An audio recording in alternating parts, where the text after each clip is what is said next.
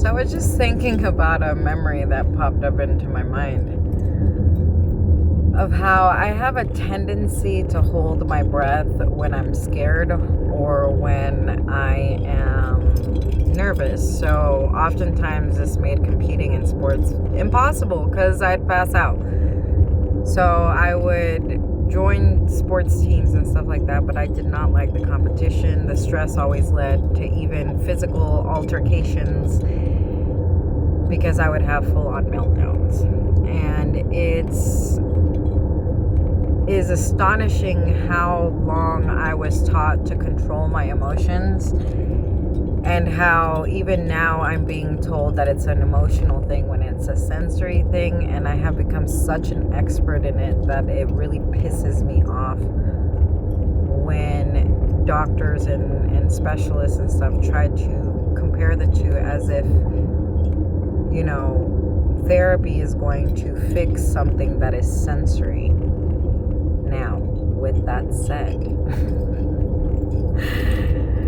I hold my breath all that time, right? Every time I'm nervous. And I used to have a friend that we used to do all the smart things together with, you know, not really competitions, but like internal classroom debates, science projects, you know, because this was in elementary school. So it's when you're still with the same people all day.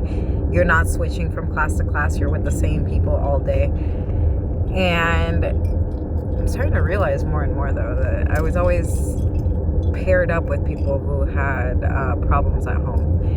And so oftentimes this was a great support system because we couldn't talk about what was going on at home. So having these people in my life was a great support system because they understood the concept of familiar trauma. You know what I mean? Even then, we in elementary school, we had that concept already developed in our brain, and we just couldn't talk about it. We just didn't have the words for it. And it wasn't until we had the words for it that we could describe and explain what was going on to us. So she used to, every time I'd hold my breath in class, because I'd get dizzy and I'd fall off of my chair and stuff like that, she'd smack me on the shoulder. We'd get in trouble for roughhousing. Oh, Mr. Martin, I miss you. But we were not roughhousing at all, okay? And I realized that my dog does the same thing for me, and it's not something, this I did not train her to do, but it's a very good trait that she has in her. And so I trained her that when I do that, and it's a conscious thing, like I'm out and about at a restaurant and stuff like that, she insists to jump on my lap.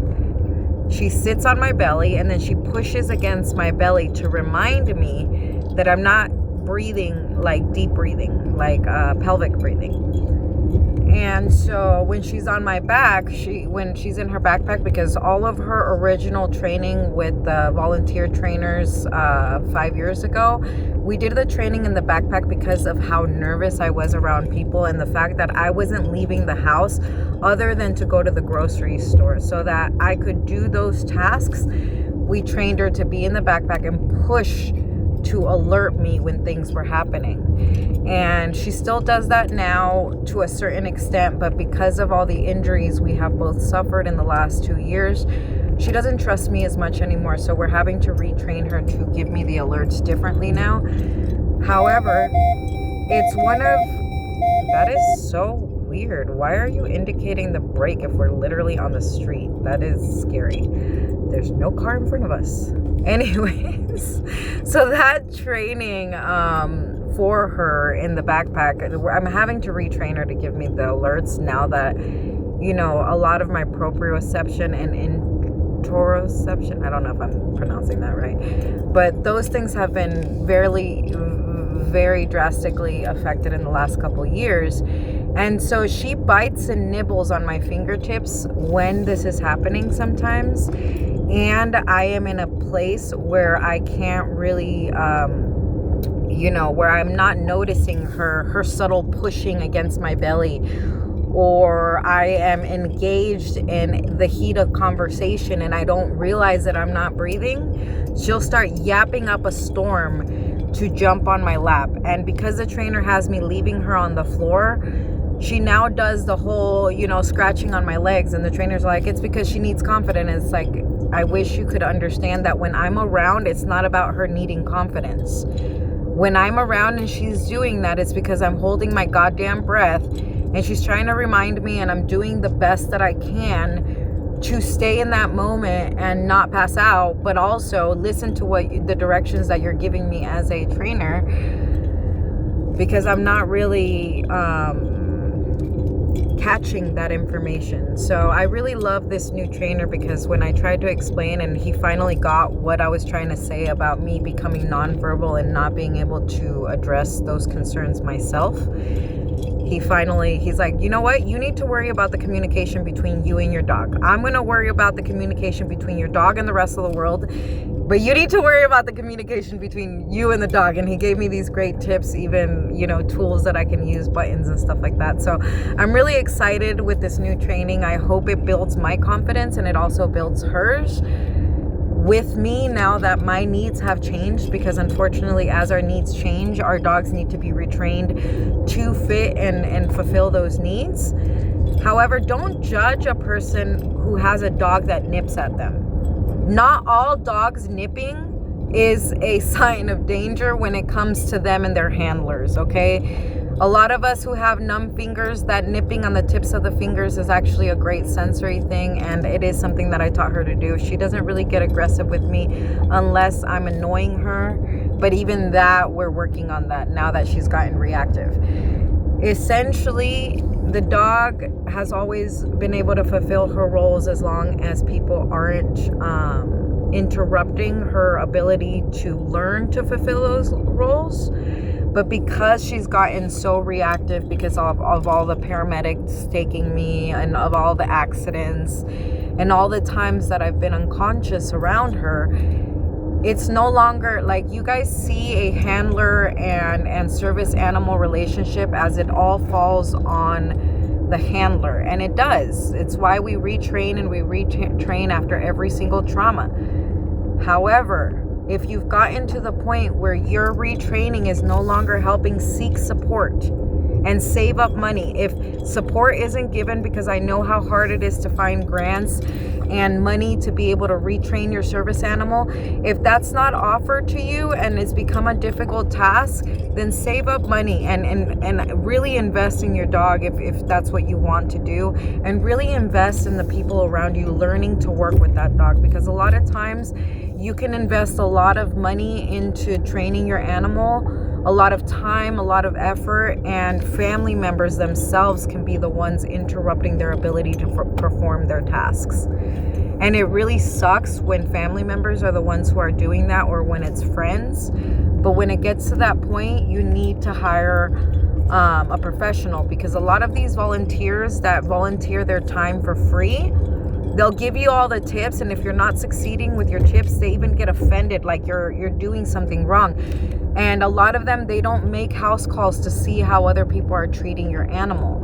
So sometimes you do have to pay into the training system to be able to get a proper assessment on how to work with your animal if you're starting to lose your words, especially. If communication is becoming a difficult thing for you to communicate, then you need to find a trainer who understands this and who will help you find nonverbal ways of communicating with your dog so that both of you can remain safe.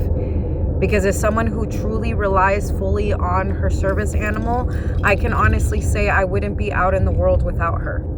I wouldn't be able to drive without her. I wouldn't be able to go to the grocery store without her. I know that this is something that you guys don't want to understand, but when medical conditions are ignored long enough and you start to lose confidence in your own body, oftentimes the only solution is to have that external support. And sometimes when family is also not listening, the only solution is that animal. So I want you to stop judging people and their service animals, and stop trying to create laws to get people with service animals kicked out of their apartments because of whatever notion that you made up in your head that these aren't service animals. My dog is trained to do more than just emotional support. However, emotional support is what she started as. And if it wasn't for her beginning as emotional support, I would have never started to go to the grocery store by myself again. I would have never started driving again. Get this through your tiny, stupid little heads that some of us really do rely on our service animal. I was giving up my ability to drive because of how scared I am to drive. So just really get that into your head. Really get that into your head, because even government support for transportation is not offered to people until they've been in several car accidents. And even with that, because I have proper documentation that I've been in several car accidents because of my nausea and my migraines and everything, I am still not given proper transportation support by the services that are provided to me. I am still required to transport myself. So just keep that in mind. Keep that in mind, because it puts us all at risk by trying to limit the amount of support. You guys don't even see it the way it should be. A lot of people are struggling to have jobs. People like myself who are struggling to drive require a driver. That's a perfect pairing right there. Low support needs does not mean no support needs. So before you go judging a trainer and a handler, because a lot of handlers and trainers are being judged online by stuff that people see without actually knowing or interacting with us, you are doing us harm. You have people harassing us and harming us in public spaces because you made up this idea in your head that our service animal was not a service animal. Because when I was attacked at the social services office last year, and I reported it almost 1 year ago, my dog had already had her service paperwork for almost 4 years. She had already had that. And even the cop, who was a total bitch when she came out, was ill-informed about disability rights and service animal disability rights. So the fact that you guys are still harming people in public, still judging things you don't understand because you think that just because you got a 10-second clip or even a 5-minute video of somebody, you already know what it is that they're struggling with in their life. You already created this idea that you know how hard their life is based on your type of migraines and not theirs. Based on your type of diabetes and not theirs. Based on your type of Ehlers-Danlos or HSD or heads or even HSD or whatever, and not theirs. And so many other conditions that mimic other ones, because I've gone through the MS testing more than once.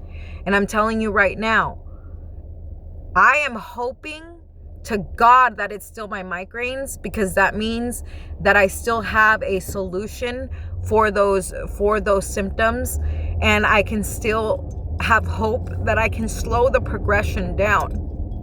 And I get that's why doctors don't want to give diagnoses of MS and things like that, because they're detrimental to a person's mental health. However, when you have this much progression of symptoms and you still don't have an answer, and they're telling you it's just migraines, I get it. It can still just be complex migraines. But now it gets scary. Now there's a huge fear thing. It's not just a thing of not knowing, because there's a certain level of desperation with not knowing, and a certain level of feeling persecuted and feeling like nobody believes you and no one cares about you, solely on the fact that you don't know you're not having a diagnosis, solely on that. However, when there's a progression, and there's still no new information on why it's progressing and stuff like that, there's a lot more fear, especially when you don't have support. If you guys want to help people with service animals through this process, create more support groups. Yes, there are already some available. Create more support groups. Create training, like physical training for people to go to these groups, to go to this free training, and you'll actually be helping hermits get out of their house because they need that free training for their dogs to be certified or even registered as service animals. But you'd actually be helping hermits get out of the house. You'd be helping people with chronic illness get out of the house. You'd be helping them with their chronic conditions to get out of the house. If they struggle with walks and stuff like that, creating walk parties for people with wheelchairs where you only go to places that are wheelchair accessible can really encourage people in wheelchairs to get out of the house. All of these different things, because that's the one main thing with socialization as a chronically ill person that people do not seem to understand. And because they don't seem to understand and they try to force socialization, they actually cause more harm than good because of the judgment of us not trying. But you're only getting us out of the house. You're not actually accommodating everything that we have to carry within us because of our conditions, not just the stuff that we carry to keep ourselves out of flare-up, but the stuff that we have to carry, our consistent physical pain, our inflamed joints, our heat intolerance, our cold intolerance. I've got a cooler chest in my car now that connects to the car. I can have frozen ice packs. Now I feel more confident about accepting trips to hot places with my friends, because I've been saying no to friends when we go to the beach and stuff like that, because I had a really bad day the last time I was in the heat too long. So all of these accommodations can really change. And when it comes to service animals and stuff like that, judgment on what a person, because a lot of times when people have conditions like these, you know, my friend smacking me around to get me to breathe when we were in class, that was her naturally understanding that I was holding my breath and I needed to catch my breath. It wasn't her rough housing or us playing around, but because the teacher had that misjudgment and didn't understand what was going on within me, he didn't understand that she was actually saving my life. And maybe if she wouldn't have done that, they would have caught this sooner, that I've been doing this for a long time. But either way, my memories of it tells me that there's a natural thing that our bodies do, and then there's a natural way how people with similar nervous systems will kind of flock to each other because of that safety aspect of feeling like your nervous system is safe with those individuals. And people who understand this, yeah, dude, I don't mind my dog nipping me when I catch my breath. When I hold my breath, it brings me back to the present moment. I don't mind her biting the fuck out of my thigh because she has made my thigh bleed. I don't mind her biting the shit out of my thigh when I'm in an unsafe place, because I all of a sudden started getting flashbacks and I can no longer tell where I'm at because I feel like I'm somewhere where I'm not. All of these things are important factors in a person's life when they have been struggling with detrimental conditions that have not been diagnosed, because they're long-term diagnoses that cannot be diagnosed instantly. Like, it literally takes disease progression and progression recording and symptom progression recording to be able to catch these diseases, because unfortunately there's too many other things that lap over each other. Too many symptoms that lap over each other. So just keep that in mind when you guys are making these just judgmental videos, or when you're judging a person, because I have another friend that smacks her friend's thigh when she goes into because she goes into freeze, and she's like me and has gotten hit by cars before. I've been hit by cars before. That's how bad it is. Since I was in high school, I've been hit by cars. Try to get that into your guys' head, that this isn't a new problem. It's just it wasn't caught because there was no one around me who was actually catching these symptoms without automatically assuming I was on drugs. So anytime a doctor asked them what had been going on, a lot of what my siblings kept saying was that I was crazy and I was on drugs. Instead of saying, hey, we were walking on the street and this bitch decided to stop in the middle of the street for no fucking reason and she got hit by a car. That's all you fucking had to say. Don't put your opinion into it if you don't actually know that that person is on drugs. And I try not to laugh out about that because it's not funny. But the fucked up thing is that a lot of us that have been struggling with POTS for a long time, that's how it is for us. A lot of us who have been struggling with sensory problems and with sensory overstimulation and meltdowns, that's how it's been like for us, and no one has been hearing us. So just keep that in mind. I love you and have a beautiful day. I hope this reaches your heart and it helps you change your mind about how you view certain training and how you view people you see on the street. Stop assuming and stop judging. When you assume, you make an ass out of me and you make an ass out of you, and you make us both liars. So shut the fuck up and act differently. Stop acting